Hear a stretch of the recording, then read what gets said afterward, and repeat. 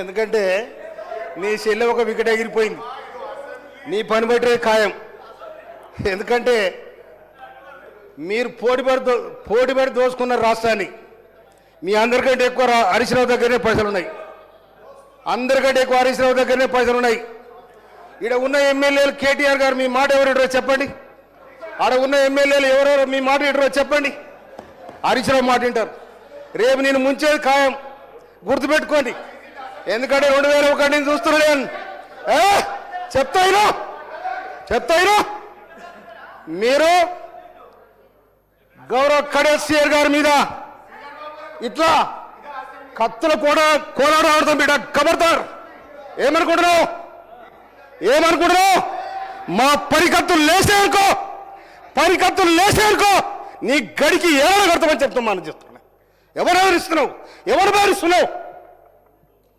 అందుకోసమనే దళితులంటే గిరిజనులంటే లెక్కలేని తన మీద మీరుంటే మీ గడిలో దొర్రే రోజు కూడా వస్తారు కూడా తెలుస్తారు. నేను అందుకోసమనే ఇమ్మీడియట్లీ అధ్యక్ష వాళ్ళు కడియం సిఆర్ గారికి బేస్ చెప్తా క్షమాపణ చెప్పాలని డిమాండ్ చేస్తా ఉన్నా. నేను ఇవాళ ఇంకొక మాట, ఇవాళ కాళేశ్వరం కట్టినాడు అదే కేసీఆర్ గారు ఫడ్నవీస్ ముఖ్యమంత్రి గారిని జగన్ గా ఆనాడు ఆంధ్రప్రదేశ్ ముఖ్యమంత్రి జగన్ పిలిచాడు.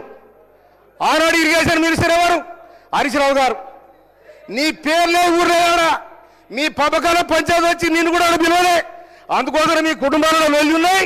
అందుకోసం కాంగ్రెస్ పార్టీని తెలంగాణ వేలాది మంది తెలంగాణ రక్త తర్పణ చేసి తెలంగాణ తెస్తే నిట్టైన దోసుకున్నారు. మీ పంపకాల కూడా పంచాయతీ వచ్చినాయి.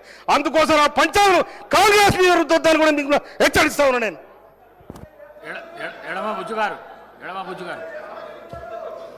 అధ్యక్ష, మేం కొత్త సభ్యులం, వీళ్ళ చిల్లర చేస్తానని చూసి బాధపడుతున్నాం. అధ్యక్ష నేను మొన్న ఎంత ప్రిపేర్ అయ్యి వచ్చానంటే మీరిచ్చే రెవెన్యూ సబ్జెక్ట్ మీద కావచ్చు, ఆ రెవెన్యూ సబ్జెక్ట్ వస్తే వాళ్ళ భూ కబ్జాల గురించి నేను మాట్లాడుతున్నాను అధ్యక్ష. కానీ నాకు అవకాశం రాలేకపోయింది, వాళ్ళు చిల్లర చేసే వల్ల నేను నిన్ను మాట్లాడలేకపోయినా అధ్యక్ష. మొన్న 2-3 గంటలు 4-5 గంటలు నేను ప్రిపేర్ అయిన అధ్యక్ష. ఈరోజు వాళ్ళు చేసే చేష్టని చూసి మేము కొత్త సభ్యులుగా బాధపడుతున్నాం, సిగ్గుపడుతున్నాం అధ్యక్ష. ఈరోజు కౌశిక్ రెడ్డి గారు ఆ చేష్టలు ఏంటి అధ్యక్ష? నా అక్క చెల్లెలను నేను నా అమ్మాలతో సమానం, అక్కడ వాళ్ళు కూడా వీళ్ళు కూడా నా అమ్మాలతో సమానం. ఈరోజు సబితా ఇంద్రెడ్డి గారు అక్కడ ఉన్నారు, మా కోవలక్ష్మి నాకు అక్కడ ఉంది. అతను చేసే చేష్ట లక్ష్యాత ఈరోజు పెద్ద మనిషిని చూసి ఇట్లా రండి రండి రండి. ఏమధ్యక్ష ఏమైనా సిగ్గుందా? ఈరోజు చిన్న శాసనసభ్యుడిగా నేను చెప్తున్నా, మేము మీలో చూసి నేర్చుకోవాలి. మీరు చేసే వ్యవహారం ఏంటిది అధ్యక్ష? మా ముఖ్యమంత్రి గారు ఏం చెప్పారు? సిఐడి ఎంక్వైరీ పెట్టిస్తామన్నారు, ఎంక్వైరీ చేస్తామని చెప్పారు. కానీ ఏం అధ్యక్ష, ఒక దళిత సంబంధించిన బిడ్డ ఈరోజు సీనియర్ నాయకులు కనీసం వయసును చూసి కూడా మనం గౌరవించకపోతే ఈ సమాజానికి ఏం సంకేతం ఇద్దాం సార్? మేమందరం చూసాం అధ్యక్ష. వీడియో రికార్డుని ఓపెన్ చేయండి. ఈరోజు కౌశిక్ రెడ్డి గారు చేసే వ్యవహారం ఈరోజు తుపాకీతోటి ఇట్లా చేసుకుంటూ భయపెట్టడం కాదు. ఈరోజు తుపాకీ పట్టిందే మా సీతక్క, అడవిలో ఉన్నది, అడవిలో తిరిగింది. ప్రజాస్వామ్యత వారే సమస్యలు పరిష్కారం ఈరోజు చట్టసభలో వచ్చింది అధ్యక్ష. ఈరోజు మా మంత్రి అయితే సహించలేరు, మా సీతకిని అవహేళన చేస్తారు, ఆమెని బాధపెడతారు. ఈరోజు కడియం సిఐ గారిని ఇష్టం వచ్చినట్టు ఈరోజు మీరు భయపెడుతున్నారు. ఏ రోజు ఆదివాసులు దళితులు ఈరోజు చట్టసభల్లో ఉంటే ఇదా మీ ఆచారం ఇదేనా? మీ సంస్కృతి ఏనా? మీ కేసీఆర్ గారు ఇదే నేర్పించారా? మీ అవసరమైతే మీ కేసీఆర్ గారిని చట్టసభలో వచ్చి మాట్లాడమని చెప్పండి.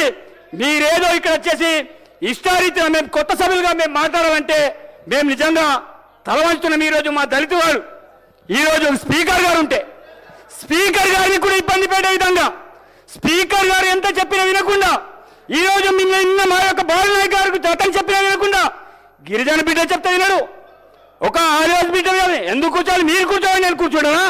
స్పీకర్ చెప్తే నేను కూర్చుంటా, మీరెవరైనా మాకు కూర్చోబెట్టడానికి? భయపెడితే భయపడడం కాదు, మేము కూడా ఉద్యమాల నుంచి వచ్చాం. ఈరోజు 10 సంవత్సరాలు ఈరోజు ఏ రకంగా దోపిడీ చేశారు, ఎవరికి న్యాయం చేశారు?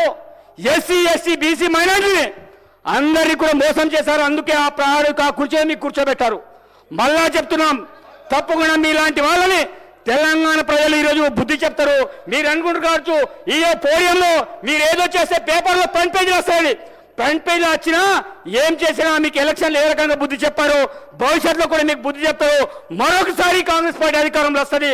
తప్పకుండా మా సిబిసిఐడి ఎంకర్ ద్వారా మిమ్మల్ని బొక్కవేసి తప్పకుండా ఈరోజు తొక్కుతామని ఈ సందర్భంగా తెలియజేస్తాం. ధన్యవాదాలు అధ్యక్ష. సత్యం.